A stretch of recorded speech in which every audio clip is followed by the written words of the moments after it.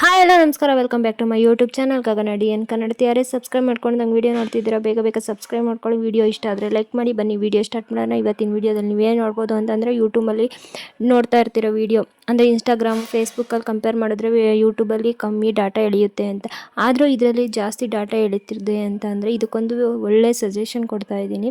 ಹಾಗೆಯೇ ನೀವು ಯಾವ ರೀತಿ ವಿಡಿಯೋಗಳ್ನ ಹಾಗೆಯೇ ಶಾರ್ಟ್ಸ್ನ ಅಪ್ಲೋಡ್ ಮಾಡಬೇಕು ಅನ್ನೋದನ್ನು ಈ ವಿಡಿಯೋದಲ್ಲಿ ತಿಳಿಸ್ತೀನಿ. ಹಾಗೆಯೇ ಯೂಟ್ಯೂಬ್ ಸ್ಟುಡಿಯೋ ಹೇಗೆ ಯೂಸ್ ಮಾಡಬೇಕು, ಹಾಗೆಯೇ ವಾಚ್ ಅವರ್ ಎಷ್ಟಿದೆ, 365 ಡೇಸು ಮತ್ತು ಲೈಫ್ ಟೈಮ್ ಅನ್ನೋದು ಈ ವಿಡಿಯೋದಲ್ಲಿ ತಿಳಿಸ್ಕೊಡ್ತೀನಿ. ಬನ್ನಿ.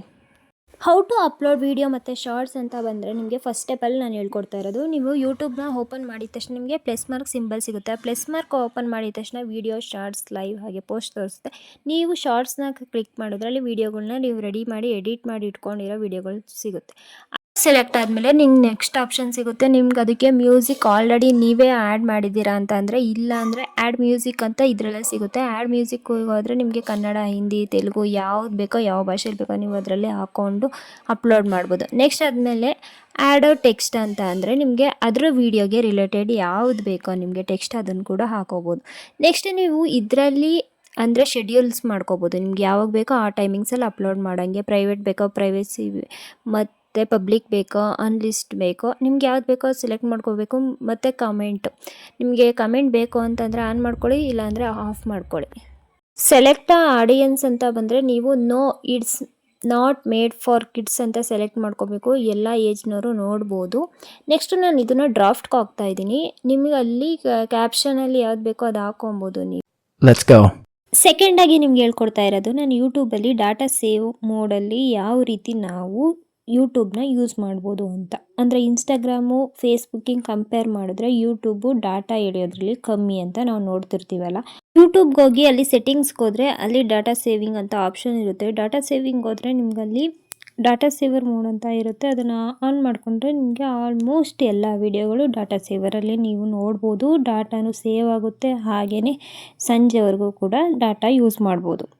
ನಾವು ಮುಂಚೆ ಯೂಟ್ಯೂಬಲ್ಲಿ ಶಾರ್ಟ್ಸ್ ವೀಡಿಯೋಗಳು ಮಾಡಬೇಕಾದ್ರೆ ಡ್ರಾಫ್ಟ್ ಅಂತ ಆಪ್ಷನ್ ಇರಲಿಲ್ಲ. ಇವಾಗ ಡ್ರಾಫ್ಟ್ ಅಂತ ಆಪ್ಷನ್ ಇದೆ. ನಾವು ಮುಂಚೆನೇ ವೀಡಿಯೋಗಳು ಮಾಡಿಕೊಂಡು ಬೇಕಾದಾಗ ಯಾವಾಗ ಬೇಕೋ ಅವಾಗ ಅಪ್ಲೋಡ್ ಮಾಡ್ಕೋಬೋದು. ನಾವು ಯೂಟ್ಯೂಬ್ಗೆ ಹೋದರೆ ಅಲ್ಲಿ ಶಾರ್ಟ್ಸ್ಗಂತ ಹೋದರೆ ಅಲ್ಲಿ ರೈಟ್ ಸೈಡಲ್ಲಿ ನಿಮಗೆ ಡ್ರಾಫ್ಟ್ ಅಂತ ಆಪ್ಷನ್ ಇರುತ್ತೆ. ಅಲ್ಲಿ ಹೋದಾಗ ನೀವು ಏನೇನು ವೀಡಿಯೋಗಳು ಮಾಡಿರ್ತೀರ ಮುಂಚೆ ಮತ್ತು ಎಲ್ಲಿವರೆಗೂ ಮಾಡಿರ್ತೀರೋ ಅವನ್ನ ನೀವು ಅಪ್ಲೋಡ್ ಮಾಡ್ಬೋದು.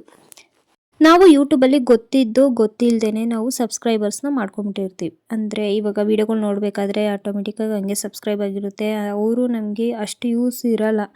ಅದಕ್ಕೋಸ್ಕರ ನಾವು ಯಾರ್ಯಾರನ್ನ ಸಬ್ಸ್ಕ್ರೈಬ್ ಆಗಿದ್ದೀವಿ ಅನ್ನೋದನ್ನ ನೀವು ಯೂಟ್ಯೂಬ್ಗೆ ಹೋದರೆ ಸಬ್ಸ್ಕ್ರಿಪ್ಷನ್ ಅಂತ ಆಪ್ಷನ್ ಇರುತ್ತೆ. ಅದ್ರ ಮೇಲೆ ಕ್ಲಿಕ್ ಮಾಡಿದ್ರೆ ನಿಮಗೆ ಅಲ್ಲಿ ಯಾರ್ಯಾರು ಅಂತ ನಿಮಗೆ ಶೋ ಆಗುತ್ತೆ. ಆವಾಗ ನಿಮ್ಗೆ ಬೇಕಿರೋರನ್ನ ಸಬ್ಸ್ಕ್ರೈಬ್ ಮಾಡ್ಕೊಂಡು ಬೇಕಿಲ್ಲದವ್ರನ್ನ ಅನ್ಸಬ್ಸ್ಕ್ರೈಬ್ ಮಾಡ್ಕೊಳ್ಳಿ. ವಾಚ್ ಅವರ್ಸ್ನ ಹೆಂಗೆ ಕಂಡುಹಿಡಿಬೇಕು ಅಂತಂದರೆ, ಯೂಟ್ಯೂಬ್ ಸ್ಟುಡಿಯೋಗೆ ಹೋಗಿದ ತಕ್ಷಣ ನಿಮಗೆ ಅಲ್ಲಿ ವಾಚ್ ಅವರ್ಸ್ ಅಂತ ಇರುತ್ತೆ. ನಾರ್ಮಲ್ 28 ಡೇಸಿಂದ ಮಾತ್ರ ನಿಮಗೆ ಶೋ ಆಗ್ತಿರುತ್ತೆ. ನೀವು 365 ಡೇಸು ಮತ್ತು ಲೈಫ್ ಟೈಮ್ನ ಹೇಗೆ ಕಂಡುಹಿಡಿಬೇಕು ಅಂತ ಅಂದರೆ, ಅನಾಲಿಟಿಕ್ಸ್ಗೆ ಹೋದರೆ ನಿಮಗೆ ಸಬ್ಸ್ಕ್ರೈಬರ್ಸು, ವಾಚ್ ಅವರ್ಸು ಮತ್ತು ಎಷ್ಟು ವ್ಯೂವರ್ಸ್ ಅಂತ ನಿಮಗೆ ತೋರಿಸುತ್ತೆ. ಅಲ್ಲಿ ವಾಚ್ ಅವರ್ಸ್ ಟೈಮಲ್ಲಿ ಕ್ಲಿಕ್ ಮಾಡಿದ್ರೆ ನಿಮಗೆ ಯೂಟ್ಯೂಬ್ ಸ್ಟಾರ್ಟ್ ಮಾಡಿದಾಗಿಂದ ಇಲ್ಲಿವರೆಗೂ ಎಷ್ಟು ವಾಚ್ ಅವರ್ಸ್ ಅಂತ ನಿಮಗೆ ಶೋ ಆಗುತ್ತೆ. ನೀವು ಯೂಟ್ಯೂಬಲ್ಲಿ ಯಾವ ರೀತಿ ವೀಡಿಯೋಗಳನ್ನ ಅಪ್ಲೋಡ್ ಮಾಡಬೇಕು ಅಂತ ಅಂದರೆ, ಯೂಟ್ಯೂಬ್ ಸ್ಟುಡಿಯೋಗೆ ಹೋದರೆ ಅನಾಲಿಟಿಕ್ಸ್ಗೆ ಹೋದರೆ ನಿಮ್ಮದು ಯಾವ್ಯಾವ ವೀಡಿಯೋಗಳು ಟಾಪ್ ಕಂಟೆಂಟಲ್ಲಿ ಅಂತ ಶೋ ಆಗುತ್ತೆ.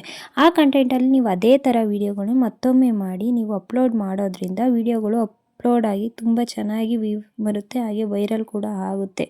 ನಿಮಗೆ ಇವತ್ತಿನ ವೀಡಿಯೋ ತುಂಬ ಇಷ್ಟ ಆಗಿರುತ್ತೆ ಅಂತ ಅಂದ್ಕೊಂಡಿರ್ತೀವಿ. ಇಷ್ಟ ಆಗಿದ್ರೆ ಲೈಕ್ ಮಾಡಿ, ಶೇರ್ ಮಾಡಿ, ಹಾಗೆ ಸಬ್ಸ್ಕ್ರೈಬ್ ಮಾಡಿ. ನಾಳೆ ಸಿಗೋಣ. ಬಾಯ್ ಬಾಯ್.